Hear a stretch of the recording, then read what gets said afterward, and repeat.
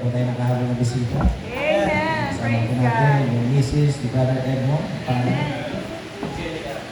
Sister Angelica. Amen. Salamat, no? Sama natin sa mga. So ngayon po, di na po tayo magtatagal. Tayo po lumako sa pagpapahayag po ng salita ng Diyos. At kayo po ba yan dyan pa? No po, tayo po naway maging masaya sapagkat tayo po naglilingkod sa buhay ng Diyos. Na sa buhay po natin, napatuloy po natin siyang dakilain, paglingkuran, no po, sapagkat ang Diyos po ay karapat-dapat lang natin purihin at sambahin sa Espiritu ng katotohanan. No po? Kaya sa buhay po natin, magpatuloy lang po tayo sa ating pong paglilingkod sa umaga po ito. Yung mga Sunday Schooler natin, sige, punta na kayo sa Sunday School room. At buksan po natin ating mga Bible in the book of, dito po sa Matthew chapter 24, verse number 12. Sige po, buksan po natin the book of Matthew chapter 24, verse number 12. Kaya po natin ginagawa. Ano po, ay basahin po natin lang sabay-sabay. Ito po, pananalita po dito po sa Matthew chapter 24 and verse number 12. Basahin ko muna po itong verse number 11. O sa verse number 10. Basahin ko natin verse 10, verse 11, tapos verse 12, sabay-sabay po tayo. Sabi po sa verse number 10, and then shall many be offended, and shall betray one another, and shall hate one another. Verse number 11, basahin niyo po, ready begin? And many false prophets shall rise, and shall deceive many. Verse number 12, basahin po natin sabay-sabay, ready begin? And because iniquity shall abound, the love of many shall wax cold. Tayo po lahat ay bukod manalangin na maraming Diyos na bila sa lahat. Patuloy Lord, kami po nagpupuli po nagpapasalamat sa oras po ito, sa mga uwin namin na uwin namin na paninggan. O Lord, patuloy po namin kayong madakila, na sa buhay po namin, makita po namin ang kapangyarihan na nagmumula po sa inyo pong mga salita. Dalangin po po Lord, sa pagkabasa po niyo pong mga salita, na aming pong pagbuloy-bulayan. So umaga po ito, na patuloy kayo po magbigay ng karunungan. Santong Banal Espiritu, kayo pong kumilos po sa aming pong kalagitnaan, na lalo-lalo na po sa aming mga bisita, may paunawa niyo po ang gusto pabatid sa aming mga buhay, at dalangin po Lord na kayo po ang matas at madakila. Bless your name po Lord, yung aming po mga Sunday Schooler, na sa kanilang unang edad, na patuloy po sila mahubog sa inyo pong pagbibigay po ng papuri sa inyo pong pangalan. Kayo pong madakila, lagay niyo po sa inyong krus, at kayo pong matas. Ito po aming dalangin sa pangalan ni Jesus. Amen. Sige po, please be seated. So once again, good morning. At yun nga, tayo nagpapasalamat po. Nandito na po tayo sa huling araw po ng May. Today is May 31. Bukas po ay June 1 na. No, kung ibig sabihin, nakalahati na po natin yung isang taon. Ito po, nasa biyaya ng Diyos. Parang kailan lang natin celebrate yung New Year. Pero ngayon, nandito na po tayo sa kalagitnaan. No po? At tayo nagpapasalamat sapagkat tayo po muli nagkasama-sama. Kahapon po yung mga nanay, nakapag-celebrate po sila o nakapag-attend po sila ng Youth Ladies Fellowship. No po? Mga Ladies Fellowship na nandoon po sa Mabalacat. Could you imagine, no? Nasa 200 plus din yata sila, no? Puno yung simbahan doon, mga girls pa lang yun. No po? Kaya maraming salamat at nahamon po yung naibilib yung mga nanay natin. Amen po ba? No po, nahamon po sila sa biyan ng Diyos. Someday, tayo naman yung mag-host. Di ba? No po, kasi palipat-lipat yan eh. No po, kaya pag-pray natin, someday makapag-host po tayo. So dito mga kapatid, dumako po tayo sa ating pag-aaralin na book of Matthew chapter 24, na meron pong kaganapan po dito mga kapatid, na meron nagtanong, na sabi po ng isang disipulo ng Panginoon, Panginoon, paano namin malalaman na nandito na tayo sa mga huling araw? No po, isinit mga kapatid sa buhay po natin, darating po yung punto na darating po tayo doon sa tinatawag na Judgment Day. No po, nasabi ng Panginoon mga kapatid, there will be a moment sa buhay natin na tayo lahat ay haharap sa Panginoon. So ano po ba ang palatandaan? Ito po mga kapatid, nagbigay po siya ng palatandaan. Nasabi po dito, karamihan daw ng mga tao, sila'y offended. Magkakaroon ng away-away. No po, magkakaroon sila ng betrayal sa bawat isa. At magkakaroon po silang pagkabuhi sa bawat isa. At hindi po natin mga kapatid, malilingin po yan sapagkat maraming mga tao, ganun na po ang kanilang kalagayan. Magkapatid sa magkapatid, magkakilala, magkaibigan. There will be a moment sa kanilang buhay, sila'y nag-aaway. Kaya sabi ng Diyos, nandito na po tayo sa mga huling araw. And many false prophets shall rise and shall deceive many. No po, marami daw mga peking mga propeta ng Diyos. No po, na sila'y mandadaya. No po, no doubt mga kapatid, marami nagpo-proclaim na sila si Jesus Christ. Isn't it? Sige, buloy na lang. Sabi niya, siya ang kapalit ni Jesus Christ. Eh ngayon, nasaan siya? Nasa kulungan. No po, Tapos meron pa dati, di ba, yung maliit. Si Santo Niño ba yun? Ano sa pangalan? Yung nakulong din. Nga po, na sabi nila mga kapatid, ang gusto kong i-emphasize dito, maraming nagpo-proclaim na sila'y propeta ng Diyos, na sila'y Kristo. Pero ang sabi ng Diyos, mga kapatid, walang hinuman na pwede pumalit kay Kristo. Nga po, na dapat tingnan natin ano ba ang sinasabi ng salita ng Diyos. At dito po tayo mag-emphasize, mga kapatid, in the verse 12, and because iniquity shall abound, ang kasamaan ay mananagana, ang kabalukutan ay mananagana sa buhay ng tao. Ano po mangyari, mga kapatid? The love of many shall wax cold. Ang pag-ibig ng karamihan ay manlalamig. Isinit, mga kapatid, sa buhay po natin, nakakalungkot po, mga kapatid, kapag ang pag-ibig ay nawala. Nakakalungkot, mga kapatid, sa isang magkarelasyon, kapag yung pag-ibig ay nawala, manlalamig. Na po, na dati, mga kapatid, nandoon yung spark, nandoon, mga kapatid, yung tinatawag na in love, nandoon, mga kapatid, nandoon talagang excited, pero dumating po yung punto, lumamig ang pag-ibig. Kapag lumamig ang pag-ibig, mga kapatid, ano mangyari? Pagkakaroon po tinatawag na dryness.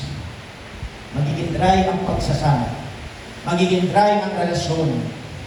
Na po, kaya sabi ng Panginoon, mga kapatid, ganun din po sa bawat mga mananampalataya, na sabi ng Diyos, karamihan na sabi ng Panginoon sa mga mananampalataya, sapagkat ang kasalanan, ang kalikuan, ang paggawa ng hindi tamay, mananagana, darating po yung punto, karamihan ng mga Kristyano manlalamig din sa kanilang pananampalataya. Kaya sabi ng Diyos, mga kapatid, kung ikaw ay totoong mananampalataya ng Diyos, kung ikaw ay totoong naglilingkod sa Panginoon, nang sabi ng Panginoon, huwag mo daw hayaan na ikaw ay manlamig sa iyo pananampalataya. Sapagkat ang nais ng Diyos, mga kapatid, na dapat yung init manatili sa buhay natin. No po, kaya pabagat po ng ating pag-aaral, mga kapatid, effects of spiritual coldness in the church. Mga epekto, no po, na tinatawag na panlalamig spiritual sa simbahan. No po, ang nais ng Diyos, mga kapatid, I repeat, bilang mga mananampalataya, nakikita niyo po ba ito, mga kapatid? Isn't it ablaze? No po, kung nakikita niyo po, it is a fire. Anong simbolo ng fire, mga kapatid? Yun po yung power of the Holy Spirit. Ito ang kapangyarihan ng banal na Espiritu nang dapat ang sabi ng Diyos, mga kapatid, na sa buhay po natin, huwag natin hayaan mamatay yung apoy. Apoy na nagmumula sa Panginoon. Ang init natin sa ating paglilingkod, na dapat ang sabi ng Diyos, mga kapatid, huwag natin hayaan na dumating po yung punto, tayo manlamig, na tayo lumayo, na tayo hindi na natin nalaisin na tayo lumapit pa sa Panginoon. Nang sabi ng Panginoon, mga kapatid, kung hindi ka sa Diyos lalapit, saan ka lalapit? Kaya sabi po ng ating Panginoon, mga kapatid, huwag natin hayaan yung apoy mawala. Nga po, nasabi nito, mga kapatid, coldness doesn't happen overnight. Alam niyo po ba yung panlalamig? Hindi po yan mangyari isang gabi lang. It is a process. Nang kukunin po ni Satanas, mga kapatid, kukunin niya muna yung iyong puso. Kukunin niya ang iyong excitement. Kukunin niya, mga kapatid, nandoon ang iyong focus. Na darating po yung punto, dati nandoon ang iyong kasigasigan. Nandoon, mga kapatid, ang iyong excitement na ikaw ay maglingkod sa Diyos. Pero darating yung punto, aagawin po ni Satanas ang ating pong kasiyahan sa paglilingkod sa Diyos. Amen po ba? Kaya sa buhay natin, mga kapatid, kagaya ng tinawag ni Sister Lian, whatever it takes, na dapat tayo patuloy na lumapit sa Panginoon. Whatever it takes, ano man ang maging dahilan, ano man ang magiging kainainatnan, na kailangan mapakita natin na tayo talagang totoo sa ating Panginoon. Na dapat sa ating pagsamba, hindi po pakitang tao. Amen? Na dapat sa ating pagsamba, mga kapatid, makita ng Diyos ay natataas. Ng Diyos, mga kapatid, siya ang maging sentro ng ating pagtitipon. Kaya sabi po ng ating pinag-aralan, mga kapatid, it is a process. Coldness, it is a process. Kaya ano kailangan mong gawin, mga kapatid? Huwag mong hayaan humantong sa pagkalamig. Huwag mong hayaan, mga kapatid, na sa buhay mo, kunin ni Satanas ang iyong kasiyahan sa iyong paglilingkod. Laging kinukuha, mga kapatid, ng ating kaaway, gumagawa ng pamamaraan para tayo malihis ng landas. Kaya sabi po dito, mga kapatid, alam niyo po ba yung Laodicean Church, Revelation chapter 3 and verse number 15 and 16. Sige nga sis, pakibukas mo ha. Revelation chapter 3, verse 15 and 16. Nandito, mga kapatid, meron pong isang simbahan na kaganapan po dito, mga kapatid, na sabi ng salita ng Diyos, na po, dito sa verse number 15, I know thy words that thou art neither cold nor hot. I would thou were cold or hot. No po, sabi niya po dito, ang pangalan po ng church po ito, Laodicean Church. Mga mananampalataya sa lugar po ng Laodicea. Nasabi niya dito, nasabi ng Panginoon, alam ko ang inyong mga magawa, kanyong gawain. No po, na hindi ko maisip kung ano kayo, malamig o mainit. No po, na hindi ko makapagtanto. Sabi sa verse number 16. Yes, 16. So then, because thou art lukewarm, neither cold nor hot, I will spew thee out of my mouth. Could you imagine ang sabi ng Panginoon? Na po, dahil ikaw ay sabihin natin, hindi ko matakawan kung ikaw ay malamig o mainit, no po, ikaw lang ay maligamgam, lukewarm, pag sinabi lukewarm, maligamgam. No po, hindi ko alam kung ikaw ay malamig, no po, o mainit, nasabi niya dito, ikaw ay aking iluluwa sa aking bibig, nasabi ng Diyos. Could you imagine mga kapatid, anong gusto kong i-emphasize ng Panginoon dito? Ang nais ng Diyos sa buhay ko natin bilang mga mananampalataya na dapat mainit tayo. Amen po ba? Ang mainit sa ating paglilingkod, mga kapatid, pinuulit ko po, nandoon yung excitement, nandoon ang kasiyahan, nandoon mga kapatid na alam natin ang ating ginagawa natin para sa Diyos. Kaya ano magiging dahilan para tayo maging malungkot sa ating paglilingkod? Tanong po sa umaga po ito, kayo po may masaya, say amen. Kailangan tayo maging masaya. Pastor, ang dami kong problema, ang dami kong kabiguan, ang dami kong karamdaman ako, marami akong pangangailangan. Yes, mga kapatid, hindi nawawala po yan. But every time we come to church, mga kapatid, we must be excited, we must be happy. Why? Kasi alam natin, ang Diyos ang tutugon sa ating mga problema. Kaya ang sabi ng Diyos, mga kapatid, sa buhay natin, spiritual coldness is a lukewarm condition. Still attending, still talking Christian, but the heart has lost its first love. Nandoon, nag-a-attend nga. Nandoon, nagsasalita nga. Nandoon nga ang kanyang presensya, pero ang kanyang puso, nawala na ang kanyang pag-ibig sa Panginoon. Nga po, ay nga sabi ng Diyos, mga kapatid, kayo lumalapit, nandito sa kanyang mga bibig, napakagaling yung magsalita, nakikita kanyang presensya, pero nakakalungkot, ang puso ninyo ay napakalayo sa akin. Nakikita kaya ng Diyos ang puso natin malapit sa Diyos? Nakikita kaya ng Panginoon sa oras ito na yung puso mo handang makinig, handang maglingkod sa Diyos. Nakikita kaya ng Panginoon, mga kapatid, ng puso mo na talaga nandoon na nais ka na magpasalamat sa Kanya. Kaya sabi niya dito, mga kapatid, ang Diyos ayaw niya yung malamig na simbahan. A cold church can form a cold world. Diba? Sabi niya dito, kung ang simbahan ay malamig, no po, so ang mundo, mga kapatid, yan, malamig. No po, anong ibig sabihin ng malamig, mga kapatid? Wala yung presensya ng Diyos. Wala yung kapangyarihan ng Panginoon. Nandoon, binabaliwala ang salita ng Diyos, binabaliwala ang Panginoon sa kanilang buhay. Ito po ang takbo ng mundo. Konti lang ang pumipili sa Panginoon. Pero maraming salamat, mga kapatid, at kayo pinili nyo ang Diyos, na kayo'y maglingkod, na kayo'y makiisa, na kayo'y umawi. Pero magbigay papuri sa ating Panginoon Diyos. Nang sabi ng Panginoon, mga kapatid, kagaya po ng isang inawit ng mga men kanina, na tayo po, mga kapatid, kung titignan natin, ang buhay po natin isang papel na walang halaga.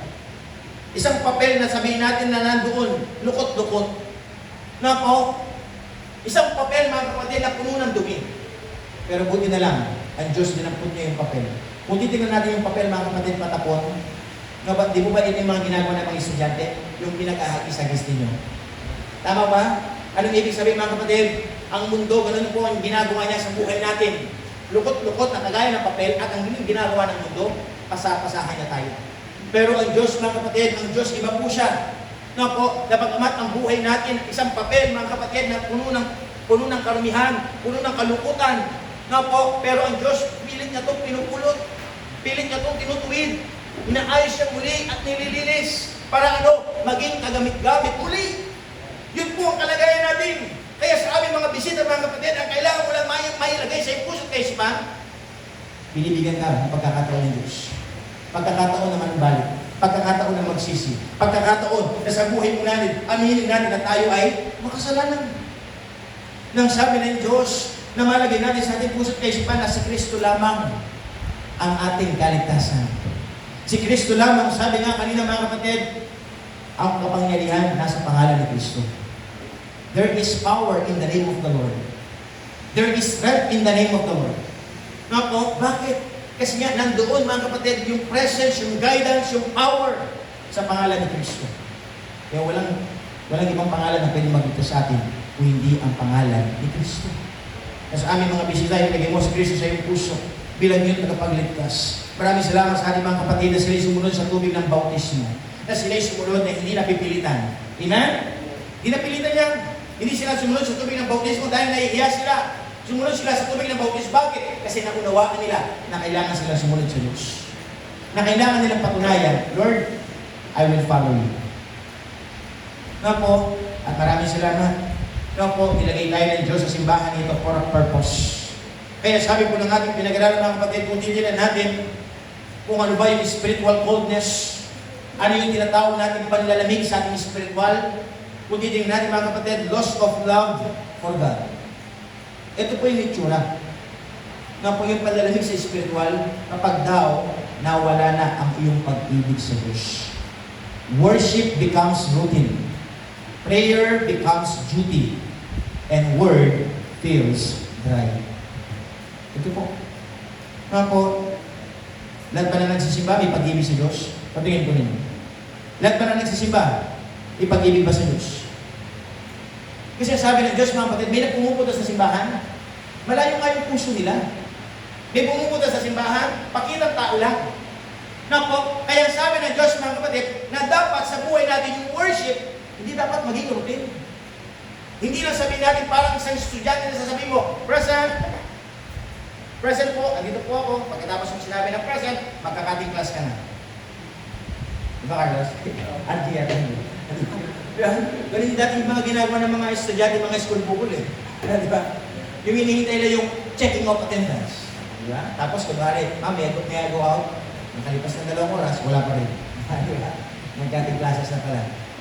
Anong hinihintay po nila? Yung sasabihin nilang same present. Maraming mga mananampalataya, huwag na huwag pong maging mangyari po yun. Na ang paglilingkod natin, ay para lang makita ko ni pastor na nandoon, ay para lang makita ko ni ma'am, ay nakakaya naman sa ibang mga kapatiran. No po, at di dapat maging ganun mga kapatid. Worship, it is a privilege. Ang paglilingkod mga kapatid, ito po'y karangalan. Karangalan na ibibigay mo para sa Panginoon, sapagkat na hindi lahat ng tao handang maglingkod sa Diyos.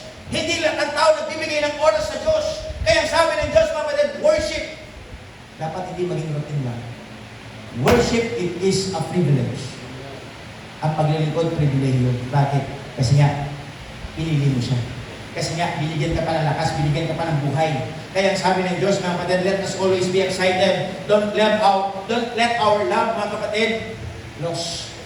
Huwag natin hayaan yung pag-ibig natin sa Diyos mawala.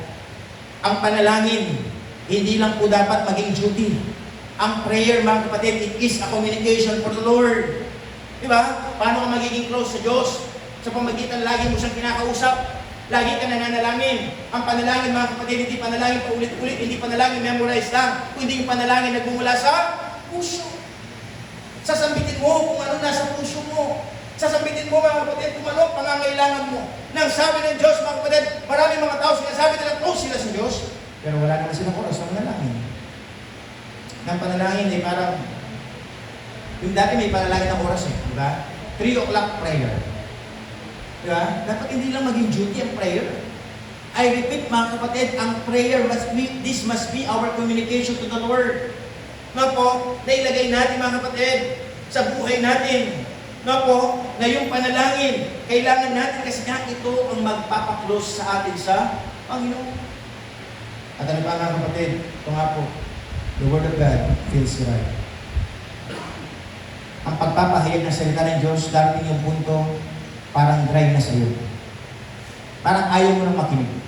Parang ipapasok mo dito, ilalabas mo lang doon. Kaya sabi ng salita ng Diyos, mga kapatid, nakakalungkot, dumating po yung punto, no learning. You're hearing the word of truth. Ang sabi ng salita ng Diyos, but never learn. Nang sabi ng salita ng Diyos, mga kapatid, patuloy nawa sa buhay natin ng word of God ay mag-penetrate sa ating kaisipan, sa ating pandinig, at ilagay natin sa ating mga puso nang sa ganun mga kapatid sa buhay natin, hindi mawala ang pag-ibig natin sa Panginoon. Ano ba mga kapatid? Loss of love for people. Bakit ang church nagtatag ang Diyos ng isang simbahan? Hindi lang para sa atin, para din po sa iba. Nang sabi ng salita ng Diyos, mga kapatid, yung pag-aani ay andyan na, sapagkat maraming tao, mga kapatid, nandoon na po, na naghahanap ng katotohanan, naghahanap, mga kapatid, at katawag ng kapanatagan sa buhay, naghahanap ng pag-asa, ng sabi ng Panginoon, manalangin tayo na dapat maraming mga manggagawa ang magsuko ng buhay, na sila'y magpahayag ng salita ng Diyos. Anong goal ng church, mga kapatid? Mapahayag ang Great Commission. Diba nga, meron tayo nilagay na sulat dito. Sabi niya dyan, our missions. What is our mission as church? To glorify God through the fulfillment of the Great Commission. Nga po, nang sabi ng salita ng Diyos, mga kapatid, being a church, why the Lord builded a church? For the lost. Para sa mga taong naliligaw. Dati tayo naliligaw. Tama ba? Dati hindi naman natin alam ang paglilingkod. Hindi naman natin alam, mga kapatid, na kailangan pala tayo magbigay ng oras, gumawa ng mga bagay-bagay para sa Panginoon. Dati hindi naman natin alam yung tinatawag na kaligtasan. Na sabi ng salita ng Diyos, mga kapatid, isa ka rin dating tupang ligaw. Pero buti na lang, mga kapatid, ikaw ay nakaunawa. May isang lingkod, mga kapatid, na nag-akay sa'yo, na nalangin sa'yo. At ngayon, nabukas po ang iyong mga kamalayan. Nakita natin yung purpose natin sa buhay. Nang sabi ng Diyos, mga kapatid, yung pag-ibig natin sa tao dapat hindi mawala. Patuloy natin iabot ang ating mga kamay. Patuloy natin i-reach out yung mga tao. Hilain natin sila papalapit sa Diyos. Tingnan po natin, mga kapatid, saan natin ihilahin yung mga kamag-anak natin? Saan natin ihilahin yung mga kaibigan natin? Doon ba? Sa maling gawain? Saan natin sila ihilahin? Doon ba sa kapahamakan? Nang sabi ng Panginoon, mga kapatid, meron kang sabihin natin, kakainan, na ihilahin silang papalapit sa Panginoon. Nga po, kaya sabi ng Diyos, mga kapatid, sa buhay ko ng bawat isa, na kailangan huwag kong mawala yung compassion sa mga tao. Kung titignan natin, mga kapatid, ang daming taong namamatay. Daming taong namamatay. Bawat segundo, may namamatay. Bawat segundo, may namamatay sa buong mundo. Nakakalungkot kapag yung taong namatay, hindi pa niya tinanggap si Kristo sa kanyang puso. Sa pupunta kanyang kaluluwa doon sa apoy ng impyerno. Na sabi ng Diyos, mga kapatid, kung iisipin mo lang, matitiis mo ba? No po, sapagkat alam mo yung mga mahal mo sa buhay. No po, paano na lang, mga kapatid, kung dumating yung time sila yung mamatay. No po, hindi natin pwedeng alam, hindi natin pwedeng malaman yung bukas. Kaya sabi ng Diyos, mga kapatid, habang may pagkakataon na, akayin na sila sa Diyos. Ipahayag na natin sa kanila ang pag-ibig ng Panginoon. Kaya sabi ng Diyos, mga kapatid, para yung init, managana sa buhay natin, patuloy natin ipangharal ang Ebanghelyo. Patuloy natin sabihin na si Kristo ang tagapagligtas. Patuloy natin sabihin, mga kapatid, sa mga tao, ang tanging pag-asa, walang iba kung hindi ang Panginoon sa buhay natin. Yes, maraming mga humingi ng tulong sa atin. Anong hinihingi nila? Pera. Material na bagay. Matutulungan mo sila for a moment. Tapos, yung kasiyahan nila, mapapalitan mo ng kasiyahan nila, mga kapatid, for a moment. Bakit? Kasi yung pera, panandalian lang. Bakit hindi natin iabot sa kanila ang pag-ibig ng Diyos? Bakit hindi natin iabot sa kanila, mga kapatid, yung pag-asa na nagmumula sa Panginoon? Bakit hindi natin, mga kapatid, iparanas sa kanila yung kasiyahan ng buhay na binago ni Kristo? Di ba? Kaya sabi ng Diyos, mga kapatid, patuloy mo lang ipanalangin ang iyong magulang, ang iyong mga kapatid, ang iyong mga mahal sa buhay, ang iyong mga kaibigan na darating po yung punto. Sila rin, kasama natin makapaglingkod sa Diyos. Amen? Dapat yun ang panalangin natin. Na po, kaya sabi ng ating pinag-aaralan, mga kapatid, patuloy lang natin. Hindi natin hayaan na mawala ang pag-ibig natin sa mga tao. Ano pa, mga kapatid? Compromise with the world. Ang isang spiritual na panlalamig, mga kapatid, makikita mo, compromiser na. Pastor, ano pong ibig sabihin ng compromiser? Nasabi ng salita ng Diyos, mga kapatid, Romans chapter 12 and verse number 2. Pagkibukas mo nga, sis. Romans chapter 12 and verse number 2. Nasabi niya po dito, mga kapatid, ng isang mananampalataya, meron po siya tinatawag na conviction. Na dapat po tayong pangunahan ng kultura. No po, nang sabi ng salita ng Diyos, mga kapatid, in Romans chapter 12 and verse number 2, and be not conformed to this world. Huwag daw tayo masyado maging kampante sa mundo o makiayon sa takbo ng mundo. No po, but be a transform. Magbago ka. Mga kapatid, mag-transform ka. Anong itatransform mo? By the renewing of your mind. Mag-iba ka ng pag-iisip. Karamihan ng mga tao nandun ang kanilang kaisipan, balaktot ng kanilang kaisipan, pangit ang kanilang iniisip, puno ng kasamaan, puno ng kasakiman. Pero kung ikaw ay mananampalataya, mga kapatid, sabi ng salita ng Diyos, huwag kang makiayon sa kanila.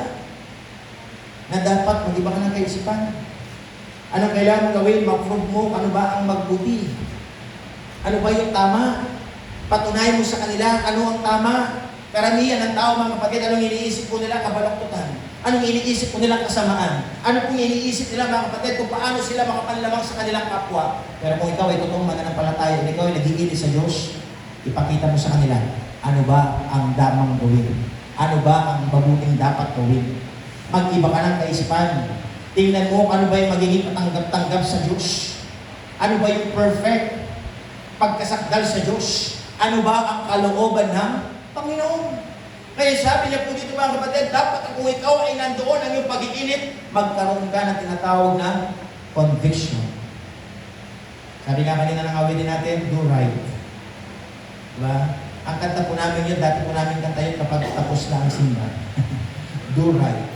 Right is always right. Wrong is always wrong. Sinip? Ang mali kailanman hindi magiging tama. Kasi sa mundo, mga kapatid, ang mali, pilit ang ginagawang magmukhang tama. Para lamang ma-justify niya yung kanyang ginagawa. Kasi masyado niyang minahal yung mali. Pero sabi ng Diyos, mga kapatid, no! Wrong is always wrong, and right is always right. Anong kailangan mong gawin, mga kapatid? Huwag mo lang i-justify ang iyong sarili. No po, anong kailangan mong gawin? Umalis ka sa pagkakamali. Pumunta ka doon sa tama. Ilagay mo ang iyong buhay, mga kapatid, na naayos sa harapan ng Diyos. Kaya sabi po ng ating pinag-aralan, mga kapatid, have a right conviction. Yes, we are not perfect. Di tayo perfect. Marami tayong kapintasan, marami tayong kamalian. Pero ang sabi ng Diyos, mga kapatid, kung lahayaan mo, yun nga, kukunin sa taras ang iyong kasiyahan, kukunin sa taras ang iyong pag-ibig sa Diyos, darating po yung punto, manlalamig ka sa Diyos. Yan ang gagamitin ni Satanas para ikaw ay mapalayo. Makukompromise ka. Makukompromiso ka. Pero sabi ng Diyos, mag-iba ka ng kaisipan. Itama natin ang ating kaisipan. Anong kailangan natin gawin, mga kapatid, bilang isang mananampalataya, na dapat sa buhay natin, mga kapatid, lagi natin ibigay yung ating panalangin para tayo, paano daw tayo lalakas. Paano daw, mga kapatid, yung ating apoy mananatili sa atin. Ito pong kailangan natin, mga kapatid, yung prayer and the word. No po, panalangin at ang salita, na sabi niya dito, mga kapatid, na kailangan daw po tayo magkaroon ng appetite sa salita ng Diyos.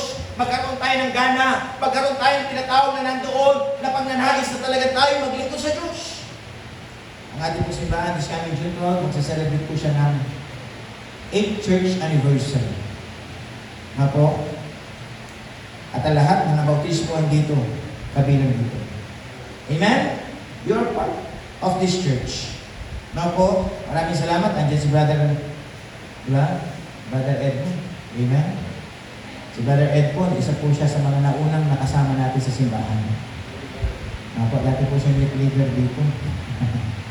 No po, dati youth leader dito, si Emerson nun, no? Siya yung nagbabaliwala sa amin. No? Si Emerson kasi mataba pa siya. Lagi niya gustong ginagawa, kumakain.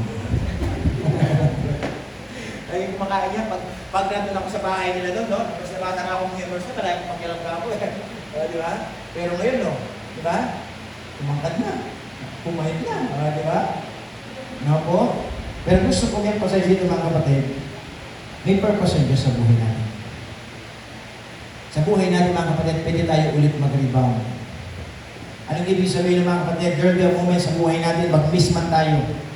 There will be a moment sa buhay natin, lumamig man tayo. Pero nawa, piliin pa rin natin lumapit sa Panginoon. Pilit pa rin natin piliin ng Diyos. Amen? Para bang ilalagay mo sa iyong puso at isipan, dito ko nakita ang kaliwanagan. Dito ko nakita ang katotohanan. Kaya ang gagawin ko, mamahalin ko ang simbahan na ito. Amen? You must love this church. This is our home. Amen? Bahay natin to. Meron kayong tinatawag na yung tahanan ninyo, pero ito, spiritual home natin to. Church. Meron din tayong heavenly home sa langit. No po? Kaya huwag natin gawing iba ang ating sarili dito. Lalo-lalo po sa bawat mga miyembro na nakapaglingkod sa Diyos. No? Patayin ko nga si Brother Edmond. Edmond. Kung pagkatapos po ni Edmond, mga kapatid, si Carlos. Brother Carlos, ayun, no? Yan po kasi yung mga ano eh. Yan yung mga naging leader. Yan. Parang si Emerson, di ba? Yung laging kasama. O, si Emerson. Ay yung leader. Tapos si Darren. Darren, kayo nga, Darren. Diba? Tapos nun yan, si Emerson. Ganyan po yan. Yung pagkakasunod po nila. No po? Nadumating po yung punto, mga kapatid. Nagkita-kita kami. Alam niyo sa kami nagkita-kita? Sa burol. Kasi namatay yung isa namin kasama dito. Nakasama namin ito muna. Yung Brother Christopher. Nasabi ko sa kanila, bihira ba? Nagtipon-tipon tayo dito pa sa patay. Di ba? Kaya sabi ko sa kanila, sino na kaya ang susunod niya? Di ba? Pero sabi nila nung nandun sila, Pastor, magsisibag po kami muli. Amen? Kaya nga, dito sila. Amen? Praise the Lord. Bibigyan sa sila. Na po, nasa buhay natin mga kapatid, pwede tayong mag-rebound. Na po, sometimes we miss. Na po, ma-miss natin yung tira. Ma-miss natin yung ating buhay kasi nga hindi tayo perfect. There will be a moment sa buhay natin tayo nadadapa, tayo nagkakamali. Pero sabi ng Diyos, mga kapatid, dapat huwag natin hayaan mga tayo mapoy. Lagi natin piliin ng Diyos. Lagi natin piliin mga kapatid. Dito ako tinawag ng Diyos. Dito ako nilagay ng Panginoon. Kaya ang gagawin ko, babalik ako sa presensya ng Diyos. Matayong lahat. Patuloy na gamitin ng Diyos. Di ba? O, hindi kayo si Brother Carlos. Di ba? Ginagbago ang mukha, pangit pa rin di Diyos. Diba? Yan po yung church natin. Yan, nakatayong yan. Yan yung lupa ni Lola Eli. Di ba? Inayos namin, kung imagine, kung nagbubuhos kami ng ano dito, poste, umulan. Nagbubuhos namin yung poste. Yung mga girls doon, yung mga girls, nag-aalis ng tubig. Sama yung mga palaka. Kasi baka malutog yung palaka eh. Di ba? Nandiyan mga kapatid. Kaya kung titignan yung mga kapatid, ang church natin may history po yan. At ang Diyos, mga kapatid, I repeat, ang Diyos nagpo-provide po siya ng mga mananampalataya na kanyang magagamit. Amen? Kanyang magagamit. Kasi bakit? Lahat tayo magagamit. Walang, sa paningin ng Diyos, mga kapatid, walang tinatawag na wala kang kwenta. Hindi. Lahat tayo may kwenta sa Diyos. Lahat tayo mahalaga. Bakit? Kasi patay lang ang walang magagawa. Buhay po ba kayo? Amen. Sa church anniversary natin, amen? Tayo magsama-sama, magtulong-tulong, amen? Para makita natin, mga kapatid, yung blessing ng Diyos. Makita natin, mga kapatid, nandoon yung power ng Panginoon. Nang sabi ng Diyos, mga kapatid, anong kailangan natin gawin? Huwag natin paiyan. Ayun po yun. Yung po tinatakpan na ilong ni Brother Carlos, yun po yung namatay. Brother Christopher. Nasa Panginoon na po, hanggang po sila. Yung church po namin dati, doon po yan sa Block 2. Ay, Block 1. O Block 7 ng ano. Block 2 ba yan? Yan po, no? So, isa lamang siyang, yung mission house po namin doon, doon po sa Block 2, haunted house. Haunted house po siya. No? Natatakot po sila, mga kapatid. No po, natatakot yung mga tao doon. Hanggang ngayon, wala pa nag-uupa doon. Diyan muna, sis, no? Wala pa nag-uupa doon. Kaya alam niyo ba, nung nag-uupa po kami doon, sabi ng mga kapitbahay doon, ay, hindi man po kayo magtatagal yan, naalis din po kayo yan. Ay, bakit po? Oo, kasi wala ba kayo napapansin niya? Wala ba kayo nakikita? Ang kapatid, wala lang yan, pumila kami doon. Ako, siyempre dahil ginawa natin simbahan mo, eh lalo-lalo pa naman may offering. Eh yung mga masamang espiritu, ayaw mag-offering, umalis. Napakakis mga kapatid. Kasi lagi nagpapangaral. Di ba? Nagpapangaral na salita ng Diyos. Ayaw mag-offering, umalis. Nga po, kaya nung nandun kami, umalis po sila. Nung umalis na tayo, bumalik daw sila. Kasi wala na ulit ng upa eh. Pero nung nag-upa po kami doon, mga kapatid, ginawa natin church yun. No? Nandoon, umabot din po tayo ng 1 year and 4 months. No po? Ginawa natin papuri para sa Panginoon. Yan nga, sa likod, oh. Hindi niya. No po, ano pong gusto kong emphasize, mga kapatid, sa umaga po ito, na sa buhay po natin, yung conviction natin na dapat hindi mawala, na dapat, mga kapatid, yung ating focus sa ating paglilingkod, dumating man, lumipas yung mga pagkakataon, pero nawa sa buhay natin, magkamali man tayo man sometimes maliis na landas, sometimes ma-out of focus tayo, pero nawa, lagi natin pilingin ng Diyos. Babalik ako dito. Dito ako nilagay ng Diyos. Dito ako gagamitin ng Diyos. Amen? Kaya sa inyo po mga bisita, mga kapatid, no po, sa mga bago po namin mga kasama, malagay sa ating kaisipan mga kapatid na kailangan para yung apoy hindi mawala sa atin, para yung tinatawag na paglalamig sa ating spiritual na buhay, hindi po natin maranasan, kailangan po natin palakasin yung ating fellowship. Amen? Palakasin natin yung ating ugnayan. Lagi yung sinasabi mga kapatid, alam niyo ng fellowship, 2 fellow in 1 ship. 2 tao sa isang bangka. Yan ang dapat nila mga kapatid, sabay silang nagsasagwan. Tama ba? Dapat sabay silang nagsasagwan. Hindi pasalungat. Kapag pasalungat ang kanilang pagsasagwan, mapapagod lang sila. Pero wala silang mapupuntahan. Tama ba? Pero kapag mga kapatid, meron silang dalawang sinatawag na kaisipan na kailangan sila magkaisa, meron silang mapupuntahan. Yun po yung ibig sabihin ng fellowship. Na ano dapat yung ating communication, yung ating relationship, pagtibayin natin sa biyaya ng Panginoon. Tayong lahat, hindi naman pare-pareha yung pag-uugali. Tayong lahat, mga kapatid, meron din na tao na pangit na pag-uugali. Pero anong kailangan mong gawin, mga kapatid, titignan mo ba yung pangit? O titignan mo maganda? Nasabi ng Diyos, mga kapatid, pinagkatagpo-tagpo kayo ng Panginoon for a greater purpose. May malaking dahilan. May malaking layunin. Ang sabi ng Diyos, mga kapatid, sa buhay natin, iba't iba man ang ating kalagayan sa buhay, iba't iba man ang ating mga sabihin natin pamumuhay, na sabi ng Diyos, pinagtatagpo-tagpo tayo ng Panginoon, sapagkat ang nais ng Diyos, tayo po'y magtulong-tulong, tayo magkakaisa. No po, na sa buhay natin, mga kapatid, huwag natin ayayin na tawag na division. No po, sapagkat nga, di ba lagi sinasabi sa inyo, ano yung goal ni Satanas? Division. Subtraction. Pero ang nais ng Diyos, addition, multiplication. So don't let the devil put a division. Na po, na kailangan mga kapatid, na sabi ng bawat isa, sabi ng Panginoon, na dapat tayong lahat, matuto natin buhatin ng bawat isa. Na po, yes, may pabigat, yes, may kapintasan sila, pero anong kailangan natin gawin? Huwag natin bibitawan ng kanilang mga kamay. Baka anurin sila ng takbo ng mundo. Patuloy daw natin silang hilain, papalapit muli sa Diyos. Bakit? Baka darating yung time, ikaw naman yung manghihina. Na po, ikaw naman yung vice versa, nakapalit na nandoon. Sino manghihila sa ipapalapit kung hindi mo siya i-encourage? Na po, kaya sabi ng ating Panginoon, mga kapatid, na sa buhay po natin, pagpatuloy lang po tayo palakasin ang ating fellowship. Maunawaan natin yung word ng ministry. Maunawaan natin, mga kapatid, yung gawain ng Diyos, ng gawain ng Panginoon, hindi gawain ng tao. Ng gawain ng Diyos, mga kapatid, hindi nakabase sa takbo ng tao, sa gusto ng tao. Na dapat, mga kapatid, dahil gawain ito ng Diyos, dapat nakabase ito sa gusto ng Diyos. Na po, kaya sa buhay ng Panginoon, mga kapatid, sa buhay natin, nais ng Panginoon tayong lahat magamit. O, si Brother Kevin, may puso siya. Sabi niya, Pastor, magpa-practice ko akong mag-song din.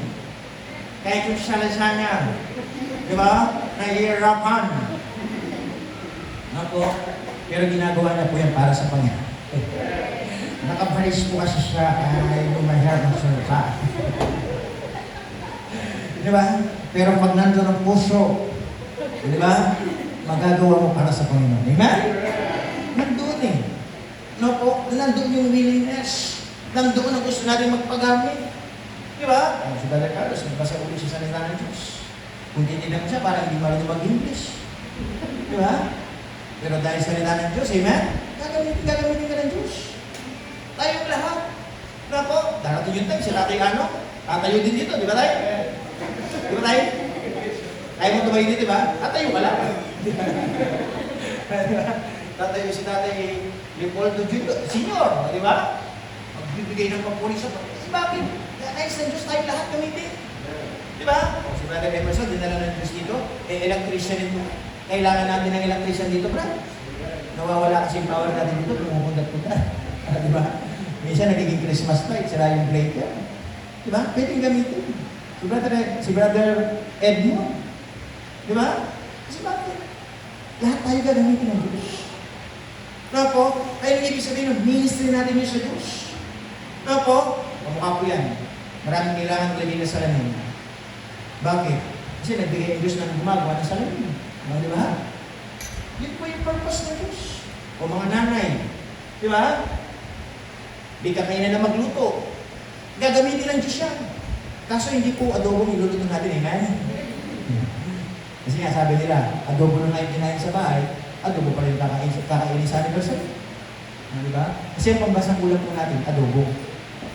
Di ba? So dati pag nalulubihan, adobo. Ba pumunta ako doon, kung natin siya, adobo mo lang. Ay, wala na bang iba? O, di ba? O, yun po mga kapatid, titignan natin, paano natin sabihin natin makuha pa yung best. No po, kasi nga, ministry. Sa ministry, mga kapatid, dapat willing tayo mapagod, amen? This coming anniversary.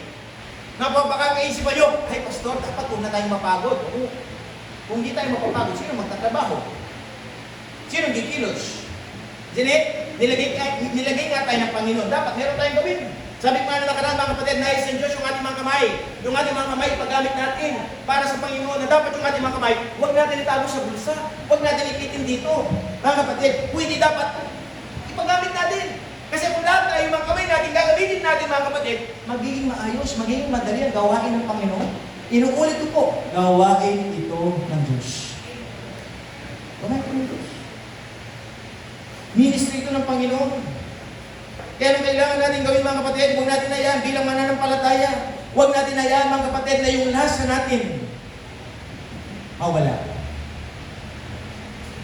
Alam niyo po ba ano sabi ng salita ng Diyos sa the book of Matthew chapter 5 verse 13 says, pagbukas mo Matthew chapter 5 and verse number 13, na sabi ng salita ng Diyos mga kapatid, kayo ang asin ng sanlibutan. Tayo po ang asin ng sanlibutan. We are the salt of the world. Alam niyo po ba ang salt, ang asin, ito po'y nagpipreserve, nagpo-prolong, nagpe-ferment. Na sabi po dyan mga kapatid, huwag daw natin hayaan mawala yung lasa ng asin. Kasi kapag nawala yung lasa ng asin mga kapatid, sabi niya, it is then good for nothing. Kapag yung lasa nawala, wala nang kapaginabangan. Ano mas magiging gawin? Ang sabi ng salita ng Diyos, aapak-apakan na lang. Bakit? Kasi walang pakinabang. Itatapon na lang. Nang sabi ng Diyos, mga kapatid, bilang mga nanampalataya, huwag natin hayaan, ulitin mo po, huwag natin hayaan mawala yung lasa natin sa Diyos. Ano yung lasa natin? Isang asin. Isang asin na nagpipreserve. Kaya i-preserve natin yung ating init, i-preserve natin yung ating relasyon, i-preserve natin yung ating pag-ibig, i-preserve natin mga kapatid ang samahan natin. Kasi nga, bakit pastor, bakit natin kailangan i-preserve? Kasi nga, ang gusto ni Satanas, maghiwalay. Ang gusto ni Satanas, wasakin. Di ba? Kaya nga, ano sabi ng kanta, kayo rami ng, di ba tayo, tayo naawin po ito, di ba? Kayo rami ng, winasat na tahanan. Di ba? Si Satanas, mga kapatid, marami ng winasat na tahanan. Marami ng winasat na relasyon. Kaya sabi ng Diyos, mga kapatid, huwag nating hayaan mawala yung apoy sa bawat isa. Ano pa mga kapatid? Sabi po ng ating pinag-aralan mga kapatid, huwag nating hayaan na tayo madaya ng ating kaaway. No po, nasabi ng salita ng Diyos, yun nga po sa buhay po natin. Sometimes tayo nahihila sa pagkahulog, sa pagkakamali, sa pagkatando sa Satanas. Si Satanas po ay mandaraya. Na minsan mga kapatid, alam naman natin na mali, pero si Satanas gagawin niya pong maganda sa ating paningin. Hiilain niya mga kapatid yung ating interest. Pagmumukay niya maganda, pero yung dulo kapahamakan. Kaya sabi ng ating pinag-aralan, huwag mong hayaan, madaya ka. Nga po, kaya sabi ng Panginoon mga kapatid na nung kailangan natin gawin bilang mga mananampalataya, 2 Chronicles chapter 7 and verse number 14. 2 Chronicles chapter 7 and verse number 14. Na sa buhay po natin bilang mga mananampalataya, para yung apoy na lagi lang nandyan, para yung coldness hindi mangyari sa ating mga buhay. Anong kailangan natin mga gawin mga kapatid? If my people which are called by my name shall humble themselves and pray and shake my face and turn from their wicked ways. Kung daw yung mga sampahayan ng Diyos, kung daw mga kapatid yung mga mananampalataya, tinatawag tayo mga kapatid lahat ng Diyos. Isn't it? Kaya sabi ng salita ng Diyos, many are called but you are chosen. Tayo lahat ay tinawag pero konti lang ang pumili sa Diyos. Pero ang Diyos mga kapatid, pilit kanya tinatawagan. Nais ng Diyos mga kapatid, ikaw ay magpakumbaba. Umamin ka sa iyong pagkakamali. Manalangin ka at salisipin mo ang Panginoon sa iyong buhay. At ang kailangan mo gawin mga kapatid, talikuran yung mga bagay, mga kapatid na nagiging pabigat sa buhay natin. Mga maling gawain. Anong gagawin ng Diyos mga kapatid kapag tinalikuran natin ang mga bagay na yan? Papatikan ulit tayo ng Diyos. Then will I hear from heaven, and will forgive their sin, and will heal their land. Tayo pagkikinggan ng Panginoon na nasa langit, at tayo patatawarin sa ating mga kasalanan, at tayo pagagalingin sa buhay natin. Kaya sabi ng Diyos, mga kapatid, tayong lahat nakakaranas sa tinatawag na spiritual coldness. Panlalamig sa ating buhay. Pero sabi ng Diyos, huwag mong hayaan, manlamig ka. Patuloy mag-init yung apoy ng Diyos. Patuloy magbigay natin yung ating excitement. Patuloy mga kapatid, managana yung tinatawag nating closeness natin sa Diyos. Patuloy mga kapatid, ang Diyos pilit tayo hinihila dito, papalapit. Pero nawa mga kapatid, sa buhay natin, huwag tayo mag-resist. Ang kailangan natin i-resist si Satanas. Mga kapatid, sa buhay po natin, at lagi natin piliin ang Diyos. Kaya sabi ng Panginoon mga kapatid, nararamdaman mo ba ang kapangyarihan ng Diyos sa buhay mo? Nakikita mo pa ba ang plano ng Diyos sa buhay natin? May nais ang Diyos na gawin natin na hindi tayo magpaksasa sa mundo, magpakasasa sa kasalanan, o hindi tayo po'y magbago ng kaisipan, magbago ng gawain, maglingkod sa Kanya, sapagkat ang Diyos naghahanap po siya ng taong totoo na maglilingkod at magpapagamit sa Kanyang gawain. Sana sabihin natin, Lord, ito po ang aking buhay, gamitin niyo po muli. Ito po ang aking buhay, huwag niyo hayaan ang lamig. Hindi man ako perfecto, pero ito ang aking buhay. Gusto ko ulit magsimula sa iyo. Pwede po ba natin gawin ito para sa Diyos? Na sana mga kapatid sa buhay natin, huwag natin hayaan mawala yun. Tayong lahat dito ngayon, gusto sa Diyos.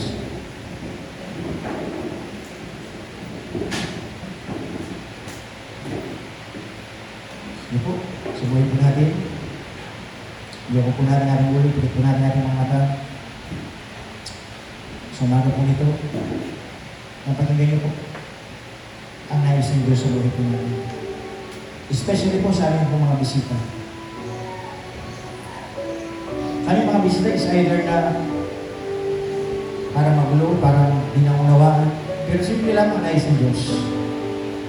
Piliin mo siya sa iyong buhay. Umamin ka sa iyong pagkakamali. Tayong lahat bilang tao, marami tayong pagkukulang, marami tayong pagkakamali. Pero ang sabi ng Diyos, kung ikaw ay magpapakumbaba, kung ikaw ay lalapit at hihingi ng tawad, ang Diyos ay andyan para ikaw ay patawarin. Nais ng Diyos, magkaroon ka ng panibagong buhay.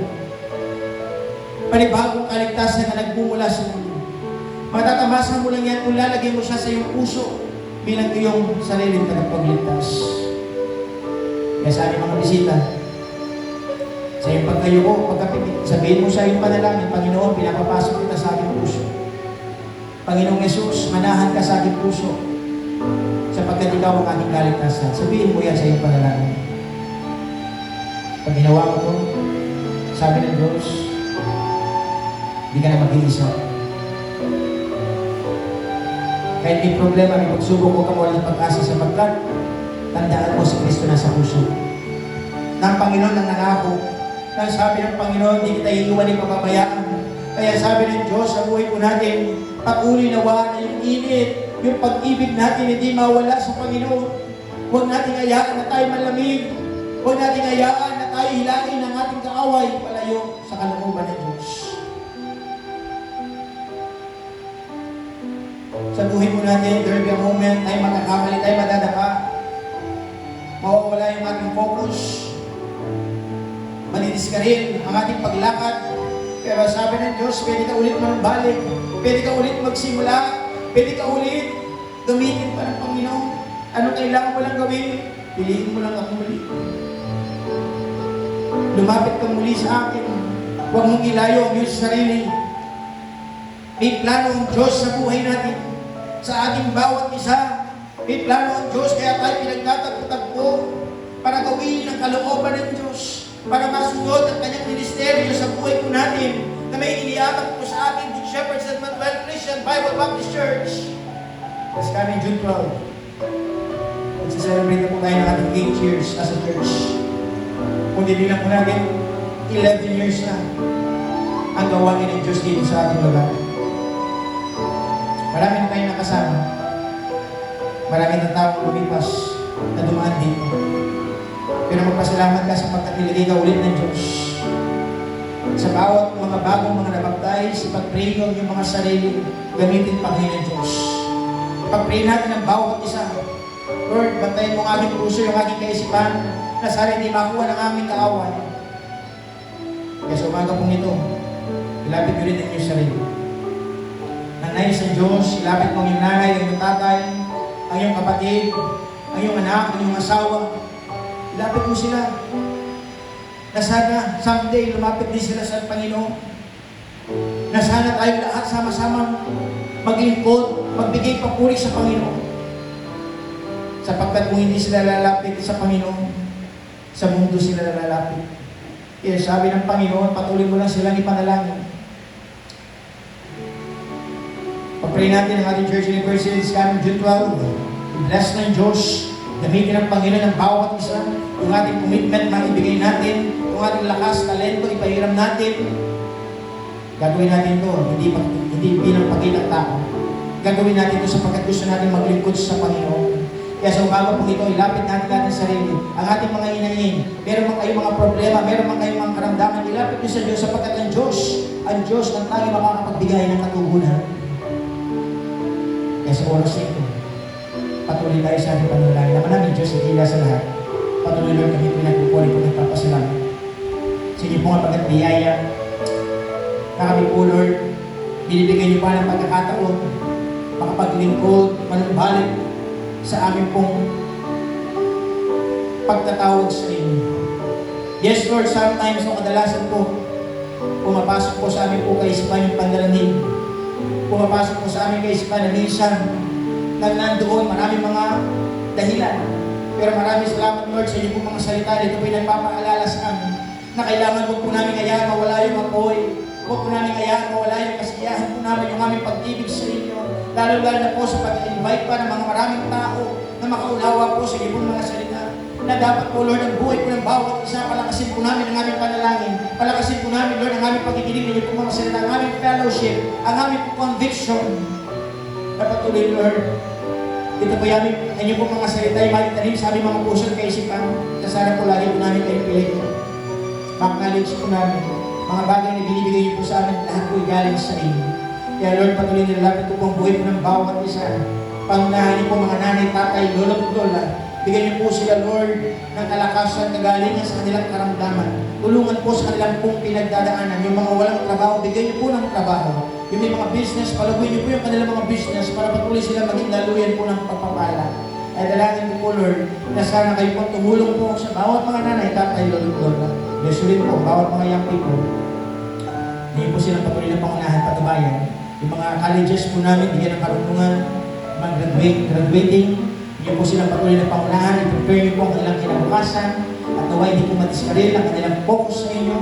At dalangin ko rin po, Lord, sa bawat mga kabataan, na sana po malayo sa masamang bisyo, masamang barkada, na sana po kami po lahat ay magsama-sama para pulihin ka sa Espiritu at Tuhan. Bless you po, Lord. Ang aming paglalagay ng Church University, kayo po pumagitna, kayo po kumilos. Yes, Lord, kung titignan po namin ang aming sarili, parang wala kaming kakainan. Pero buti na lang, Lord, andyan po kayo. Na meron po kaming Diyos na makapangyarihan, Diyos na pwede mag-provide po ng lahat. Kaya Lord, kami pinagsusumamo sa aming po mga pangangailangan, sa aming po preparations, maging maayos, sa aming po paggawa, pag-aayos, Lord, ibigay niyo po yung tamang puso, tamang espiritu, na kami po lahat ay makibahagi. Kaya Lord, patuloy na langin niyo po, kayo po ang pumagitna, kayo po ang manguna. Sa inyo lamang po ang papulit pa sa salamat. Ginawa po magbago ang aming puso, patuloy po namin kayong matakilan. Pinupuri po namin kayo, tinataas sa aming mga buhay. Ito po yamin nilalapit sa matamis sa pangalan po ng aming Panginoong Jesus.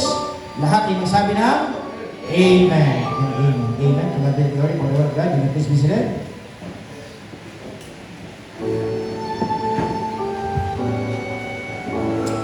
Amen. Amen po. So, once again, good morning. Yan ay salamat sapagkat tayo po yung muling pinagtatakot po ng Panginoon sa ating pong simbahan. Maraming salamat sa ating mga bisita. At sa bawat po na nandito sa umaga po ito. At sa araw po ito, ano po, nandun na po tayo sa huling araw ng month of May. So, ibig sabihin sa araw ng bukas, meron na lang po tayong 12 days bago po ang ating church anniversary. Kaya we do pray for the preparations na po, for the kailangan pang ayusin, i-develop po sa ating church. No, kaya mamaya yung mga men, pag-meeting tayo para sa ating gagawin. So this week po, no, kailangan trabahuhin po yan. No, po, para sa ating mga preparations, kailangan ayusin, tapos i-finalize yung menu, na ipiprepare, iluluto. No, po, para sa maging maganda, maging maayos, no, po yung ating pong programa. Lalo na po hapon, nakita niyo po mga nanay, mga ladies, ang klaseng program, no, po, na kailangan natin ayusin pa. No, po. Pray po natin yung ating mga commitment. Ako, magbahagi tayo sa gastusin na po sapagkat tayong lahat may magagawa sa biyaya po natin. Ngayon din po, sa ating po mga practice po ng mga kanta, na po, i-finalize din po natin ito. Ganun din po sa ating mga susuotin, no, sa mga men. No, sa mga men po, no, ay maroon. No? Nasaan yung ano natin yan, yung kulay rin natin? Nasaan? Bago. Itong bago. Sa mga ladies, no, yung, ano ba yung rose gold ba? Rose gold. Yung kulay, no? Old rose. Old rose. Asan yung old rose? May old rose ba? May gamit ba yan? Ay, narito yan, ay. Narito yan. Meron na si Barsi. Babae ba si Barsi? Lalaki. Meron pala siya. Hingi ka ng ano, pagawa mo siya ng scarf. Kasi si Barsi, nagsisimba lagi.